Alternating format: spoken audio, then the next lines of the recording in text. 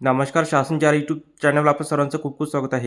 तर आताच्या घडीची सर्वात मोठी ब्रेकिंग न्यूज म्हणजे राज्य सरकारी कर्मचाऱ्यांना फरवरी 26चे वेतन या तारखेला. त्या संदर्भात या एपिसोडच्या माध्यमातून संपूर्ण अपडेट सविस्तरपणे पाहूया. राज्य सरकारी कर्मचाऱ्यांना जानेवारी पेड इन फरवरी 2026 बाबत आताची मोठी आनंदाची अपडेट समोर येत आहे.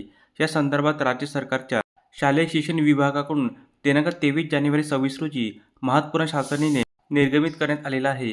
वित्त विभागाच्या अर्थसंकल्पीय वितरण प्रणालीवर प्राप्त झालेल्या अनुदानाचा निधी नियंत्रक अधिकारी यांना वितरित करण्याची बाब शासनाच्या विचाराधीन होती. सदर शासन निर्णयानुसार सन 2025-26 या आर्थिक वर्षातील शालेय शिक्षण व क्रीडा विभागासाठी अर्थसंकल्पित झालेला व वित्त विभागाकडून बेम्स प्रणालीवर प्राप्त झालेला निधी नियंत्रित अधिकाऱ्याच्या अधीनस्थ ठेवण्यास मान्यता देण्यात येत आहे.